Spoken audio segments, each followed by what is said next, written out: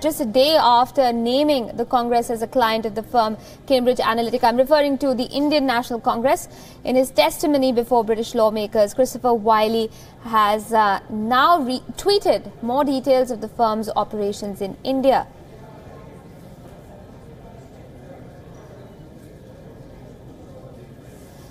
He's taken to Twitter to make more revelations and to talk a little bit more about what the implications of this information from Christopher Wylie is for people in India. I'm joined by the former CEC, H.S. Brahma. Sir, thanks for speaking with us here at WION. Do you think the democratic process in India will also have to be scrutinized after the kind of information Christopher Wylie has been providing in terms of the psychographic profiling that has gone on in certain elections? Yeah, this information of Indian electorate. You know, we have got in India 85 crores Indians as the voters. So what you are saying, if the information of Indian voters are being leaked out, if they are being directed in some sort of a cyber, psychological warfare type, what you manipulate through your messages, social media system like Facebook or SMS, etc. So definitely it is very unfortunate and it should not be allowed, because any kind of manipulation by using the data which is available in our country, like it is available in the census record, is available in electoral data. These are the information should not be used for any political purpose, because we in the Election Commission of India had strongly objected. In fact, we never allowed any use of any data of election, like our voters ID, voters list, agar to were used by any political party. They can use it for their verification, but using it is like some sort of a what I would say campaigning, say which is campaigning you are allowed, but if you do campaigning in such a mischievous manner, which is being shown here, it is really unfortunate. Right, but we should not allow this kind of indiscipline in our country. Okay, but is it a question of these practices being unethical rather than being illegal? Would you describe? No, definitely it's illegal, and not only unethical, this is illegal.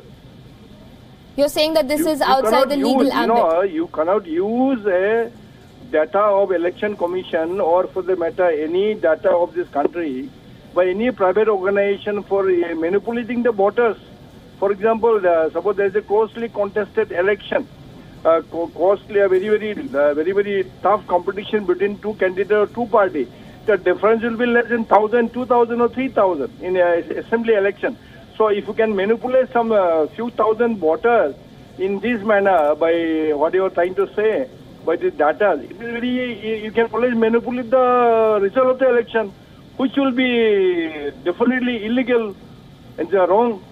Sir, but answer this for us. What if a political party in India engages the services of a company, let's say like Cambridge Analytica, to do ground-based surveys and get data as far as, let's say, caste, gender, age, etc. goes from a voter area without accessing the Election Commission's data itself?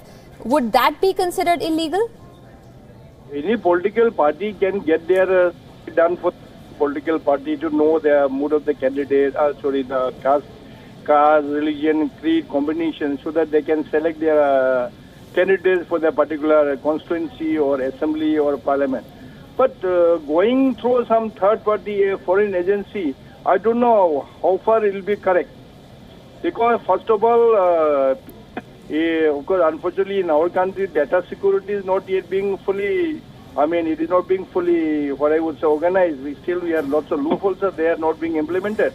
But definitely Indian data sourced by a foreigner, or we as an Indian using the foreign agency to find out the likes or dislike, competition or caste, etc. I don't know how far it will be correct. I am not an expert in legal matters, but I'm sure our expert in the legal matters will be able to explain. Right. But definitely, we as a countryman, we as an Indian, we should not allow in this kind of indiscipline where somebody from foreign country who doesn't have any loyal to this country or obligation to the country or any kind of feeling for this country, I don't think so we should allow such kind of agency or institution to mine data of our country for use by or use for some sort of a illegal manner or some sort of a unethical manner. I'm definitely in support of the. I would be strongly in the support of that. We should totally restrict or totally ban use of this Indian data of any information like census, election, or Facebook Fair data, enough. etc. Should be used by any foreigner. There should be some sort of a regulation control. But who is to do that regulation, sir? Not sir? allowed to happen in our country. Fair enough. Who does that fall under the ambit of then? Who is to do that regulation? Is it up to the government? Is it the election commission itself? Who is supposed to do it? Elections only involved in the conduct of free and fair election. So you're saying it is data information. These data are being safeguarded by concerned ministry like information. For example, IT department, Ministry of Information Technology, okay, or Ministry of Home. So there should be some regulatory because the Election Commission cannot regulate this online, regular, routine, daily operation of this kind of things have to be done by regular department, ministries, etc. Like either it could be done by IT Ministry or done by the Ministry of Home or somebody, or some authority like UIDA, etc., etc. But definitely, Election Commission is not an expert body. Election Commission meant only to conduct free and fair election of the country. Right. So do you feel, sir, that there should be a third party, a different regulatory body? Because I ask you this because what's becoming clear from this entire scandal is that it is about political gain. So, handing over the investigation to people who might have or might benefit from organizations such as these ones really might not solve the purpose altogether. You're saying it's not the Election Commission's job, but do you think that this requires further investigation by a non-partisan regulatory body? Yes, definitely. Election Commission is not an expert agency to inquire about. We are not an expert agency to inquire about the crime and criminal activities of ABCD. But definitely there is agency. We have a Ministry of Home, we have got IT department who are supposed to take care of this kind of mischief and manipulation. So there should be some sort of a legal bar or legal framework laid out so that this kind of indiscipline is controlled and this kind of data are not being leaked out of our country to foreign countries. Absolutely. I mean, definitely is not acceptable. I don't think any country will allow this kind of indiscipline. Okay, you brought up something very important. You said that data security is not fully firmed up in India. Why do you think there's been a delay? And do you think that India's been caught on the back foot? We've allowed such a large-scale proliferation of internet and internet technology and social media to take place in India, but our laws haven't kept pace. Exactly. You look at other countries, Western countries like US, they have got certain laid out rules. You as an Indian, you cannot go to the American, mine out there, take out their information, whereas they can come and take out whatever they want, which is very unfortunate. Right. Thank you. Bye. All right, Mr. Brahma.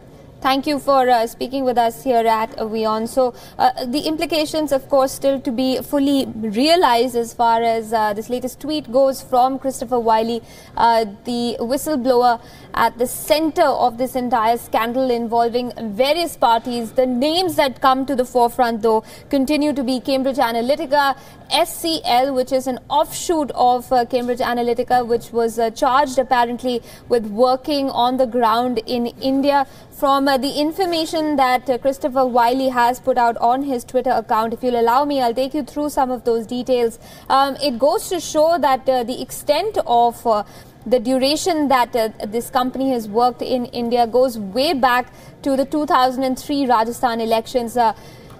This is data that Christopher Wylie shared. The tweet there is on your screen, but in addition, just a little bit about 2012's Uttar Pradesh election is mentioned here.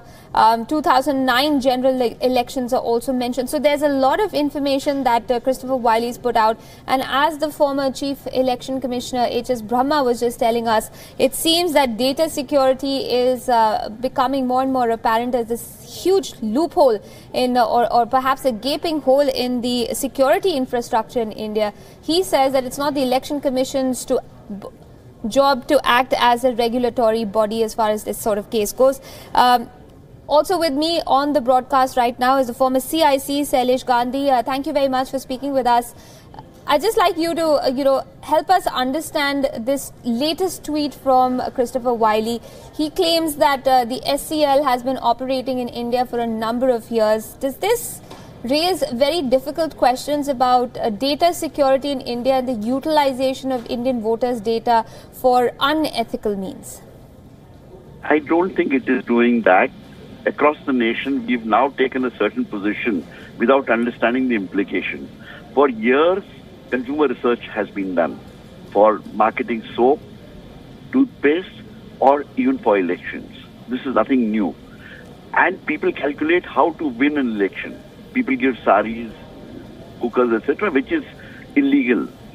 But trying to understand your base and trying to understand this data is something that is a given today in today's technological world. Okay. All of us use Google and Facebook and various things, including Uber and Amazon, all of which are segmenting us and trying to figure out what do I like. And therefore, it offers me a choice of even which restaurant I'd like to go to, which route I'd like to take. So this is the given today. We are all of a sudden saying, oh my God, people in swimming pool go around in swimsuits. I think that's the way we are playing this out. And once everybody starts saying this, it's developing into a kind of regular thing. What we might manage to do with this kind of outburst is push everything into the underground. People will only be careful not to show it. What this company is saying since 2003 they've been doing was a routine activity. There was nothing great about it. Can I ask you, do you feel that people are conflating the news story in the United States with what's happening in India? What happened in the US was about Facebook, being caught up in this data scandal of handing over profile information for 50 million users. Do you think people are sort of assuming that the same thing has happened in India when in fact it could have just been an exercise like the one that you're describing? Do apologies. I think in India we are not understanding the issues at all and hypocritically claiming as if... And today the whole mood is foreign company. Foreign company is a bad thing. Foreign companies can come into defense. Foreign companies can come into business. Foreign companies can come into various things. But oh my God, they mustn't touch an NGO. And political parties worldwide will use services across the world. I think we need to grow up. Since 2003, if this was happening, why didn't we ever shout before? Right. Nobody raised a question as to saying, oh my God, something is going wrong with us. No, nothing is going wrong. We are just okay.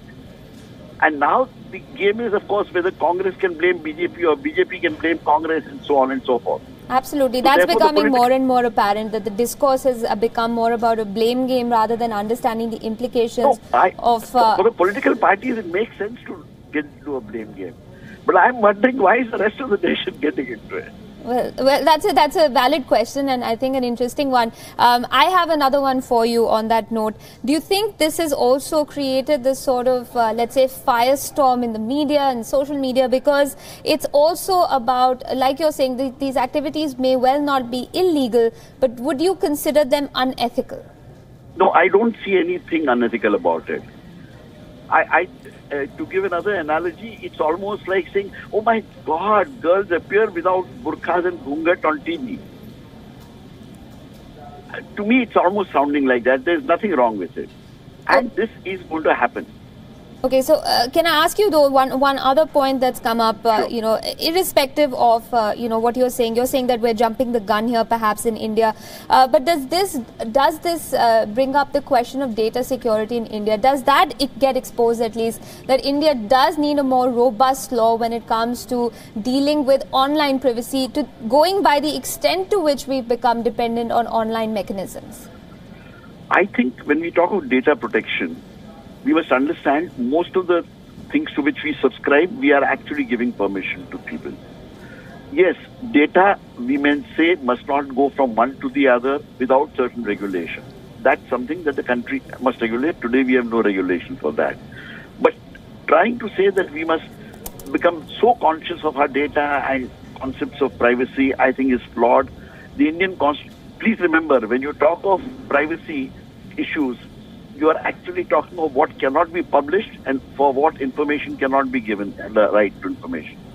So I think we need to treat this path very carefully. Mm-hmm. We are now going to the extreme and raising concerns that are of importance to Western countries and forgetting our own concerns and trying to look at it from that perspective. Okay, last question very quickly. Does the onus of being aware of what you're, choosing to give to companies fall squarely on the consumer, or do companies and organizations also have to, let's say, make these terms and conditions more easily understood by their clients?